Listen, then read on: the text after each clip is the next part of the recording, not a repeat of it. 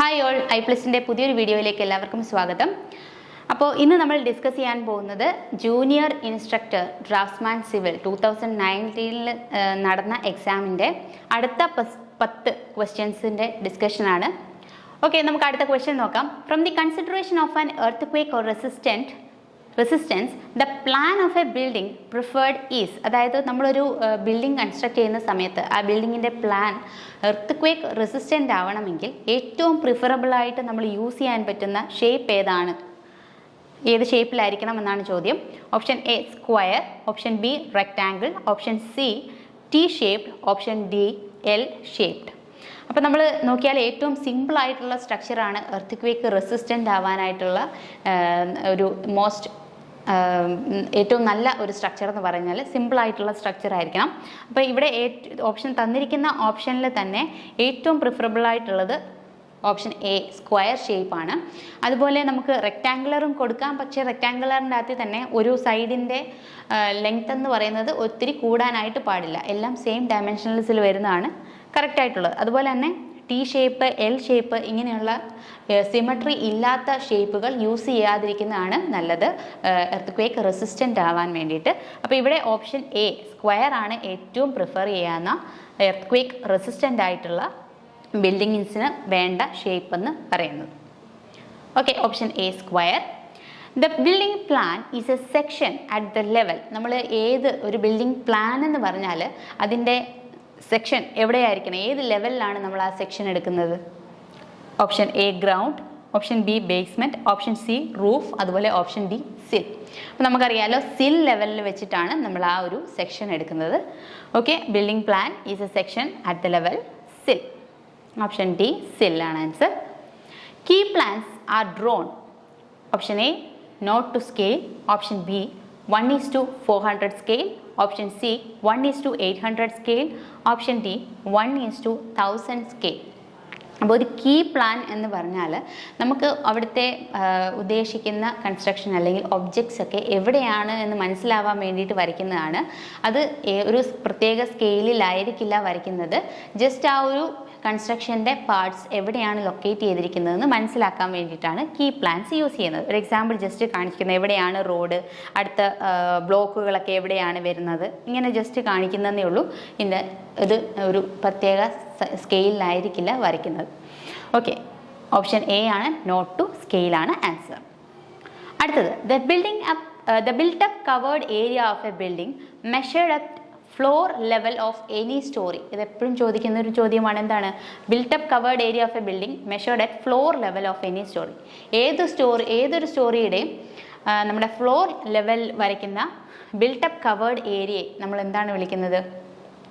നമ്മുടെ plinth area എന്നാണ് വിളിക്കുന്നത്. Option A floor area, option B circulation area, option C plinth area, option D liveable area. എപ്പോഴും ചോദിക്കുന്ന ഒരു ക്വസ്റ്റ്യനാണ്, മിക്കവാറും ക്വസ്റ്റ്യൻ പേപ്പറിൽ ചോദിക്കുന്ന ഒരു ചോദ്യമാണ്. തെറ്റാതെ തന്നെ ആൻസർ എഴുതുക. പ്ലിന്ത് ഏരിയ ആണ് answer. Option C plinth area. Okay, the most suitable flooring for dance hall. ഒരു ഡാൻസ് ഹോളിന് വേണ്ട ഏറ്റവും സ്യൂട്ടബിൾ ആയിട്ടുള്ള മെറ്റീരിയൽ, എന്തിനു വേണ്ടിയിട്ട് ഫ്ലോറിങ്ങിൽ യൂസ് ചെയ്യാൻ പറ്റുന്ന ഏറ്റവും സ്യൂട്ടബിൾ ആയിട്ടുള്ള മെറ്റീരിയൽ ഏതാണെന്നാണ് ചോദ്യം. Option A marble flooring, option B stone flooring, option C wooden flooring, option D concrete flooring.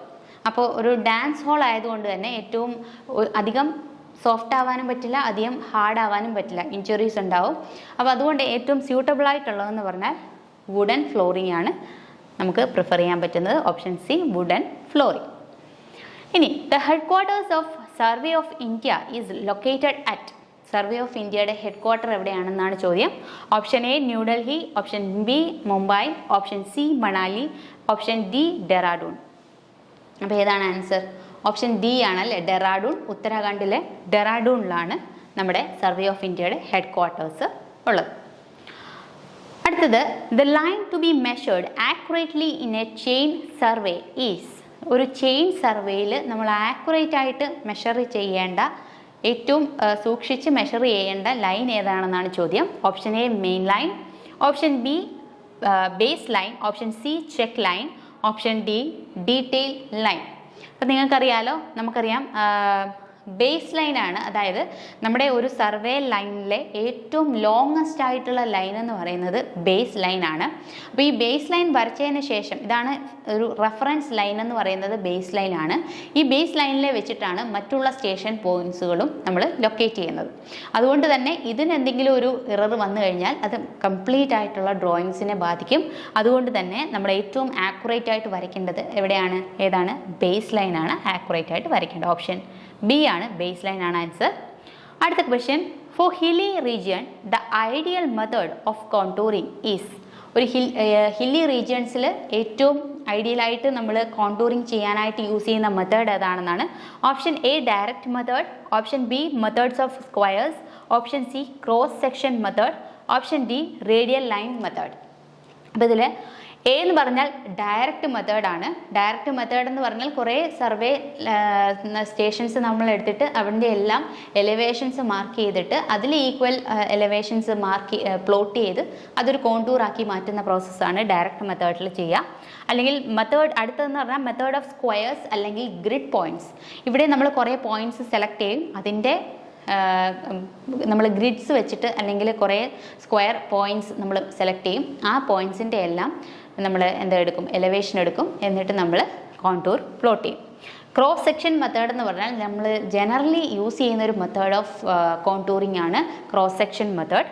അതുപോലെ ഒരു ഹില്ലി റീജിയണിൽ നമ്മൾക്ക് ഏറ്റവും സ്യൂട്ടബിളായിട്ട് മെഷർ ചെയ്യാൻ പറ്റുന്നത് റേഡിയൽ ലൈൻ മെത്തേഡാണ് യൂസ് ചെയ്യാൻ പറ്റുന്നത്. കാരണം എന്ന് വെച്ചാൽ അവിടേക്ക് ആക്സസിബിൾ ആയിരിക്കില്ല. അപ്പോൾ ഒരു ഡിസ്റ്റൻസിൽ നിന്ന് തന്നെ ഒരുപാട് സർവേ സ്റ്റേഷൻസ് എടുക്കാതെ തന്നെ നമുക്ക് ഈസി ആയിട്ട് പ്ലോട്ട് ചെയ്യാൻ പറ്റുന്ന ഒരു മെത്തേഡാണ്. ഹില്ലി സ്റ്റേഷൻസിൽ യൂസ് ചെയ്യാൻ പറ്റുന്ന മെത്തേഡാണ് radial line method. Option D ആണ് ആൻസർ, റേഡിയൽ ലൈൻ മെത്തേഡ്. അടുത്തത് 29, the magnetic meridian and true meridian are. അപ്പം മെറിഡിയൻ എന്താണെന്ന് അറിയാമല്ലോ, ട്രൂ മെറിഡിയനും മാഗ്നറ്റിക് മെറിഡിയനും എന്താണെന്ന് അറിയാമല്ലോ. നമ്മുടെ എർത്തിൻ്റെ സെലസ്റ്റിയൽ നോർത്തും അതുപോലെ തന്നെ സൗത്തും കൂടെ ലൈൻ വരയ്ക്കുന്നതാണ് നമ്മുടെ ട്രൂ മെറിഡിയൻ അല്ലേ. ജോമെട്രിക്കലി കറക്റ്റായിട്ടുള്ള മെറിഡിയൻ നോർത്തും സൗത്തും കൂടെ നമ്മൾ ലൈൻ ജോയിൻ ചെയ്യുന്നതാണ് നമ്മുടെ ട്രൂ മെറിഡിയൻ എന്ന് പറഞ്ഞാൽ. അതേസമയം നമ്മുടെ മാഗ്നറ്റിക് നോർത്തും മാഗ്നറ്റിക് സൗത്തും കൂടി നമ്മൾ ജോയിൻ ചെയ്യുന്ന ലൈനിനെയാണ് നമ്മുടെ മാഗ്നറ്റിക് മെറിഡിയൻ എന്ന് വിളിക്കുന്നത്. ഈ മാഗ്നറ്റിക് മെറിഡിയനും അതുപോലെ തന്നെ നമ്മുടെ ട്രൂ മെറിഡിയനും കൂടി മേക്ക് ചെയ്യുന്ന ആംഗിളിനെയാണ് നമ്മൾ ഡിക്ലിനേഷൻ എന്ന് വിളിക്കുന്നത്. ഓക്കെ, അപ്പോൾ നമുക്കറിയാലോ ഡിക്ലിനേഷൻ 0 ആവുന്നത് എവിടെയാണ്, ഇക്വേറ്ററിലാണ്. അതുപോലെ തന്നെ 90 ഡിഗ്രിയാണ് പോൾസിലാവുക. അത് ഇവിടെ ചോദിച്ചിട്ടുള്ളത് മാഗ്നറ്റിക് മെറിഡിയനും ട്രൂ മെറിഡിയനും ഓൾവേസ് പാരലൽ ആണോ, അതുപോലെ പാരലൽ അറ്റ് ഇക്വേറ്റർ ആണോ, option C parallel near the Paul's ആണോ, നെവർ പാരലൽ ആണോ. അപ്പോൾ ഇത് actually most of the cases ഇത് പാരലൽ ആയിരിക്കില്ല, അതൊരു ആംഗിൾ മേക്ക് ചെയ്യും. ആ ആംഗിളിനെയാണ് നമ്മൾ എന്ത് വിളിക്കുന്നത്, ഡിക്ലിനേഷൻ എന്ന് വിളിക്കുന്നത്. ഇത് ഇക്വേറ്ററിൽ ഈ ഒരു ആംഗിൾ എന്ന് പറയുന്നത് 0 ആയിരിക്കും. അതാണ് പറഞ്ഞത്, അത് പാരലൽ അറ്റ് ഇക്വേറ്റർ ആണ്. അപ്പോൾ ഓപ്ഷൻ ബി ആണ് answer, parallel at equator. Okay, അടുത്ത ക്വസ്റ്റ്യൻ നോക്കാം. Which unit in total station process data collected. Which unit in total station processes data collected. ഈ കളക്ട് ചെയ്ത ഡേറ്റ പ്രോസസ്സ് ചെയ്യുന്നത് ഏത് യൂണിറ്റ് ആണെന്നാണ് ടോട്ടൽ സ്റ്റേഷനിൽ. Option A data collector, option B EDM, option C storage system, option D micro processor. അപ്പോൾ നമുക്കറിയാലോ total സ്റ്റേഷനിൽ collect ചെയ്ത ഡേറ്റാസ് എല്ലാം പ്രോസസ്സ് ചെയ്യുന്നത് എവിടെയാണ്, നമ്മുടെ മൈക്രോ പ്രോസസ്സറിലാണ്. ഓപ്ഷൻ ഡി ആണ് ആൻസർ, മൈക്രോ പ്രോസസ്സർ.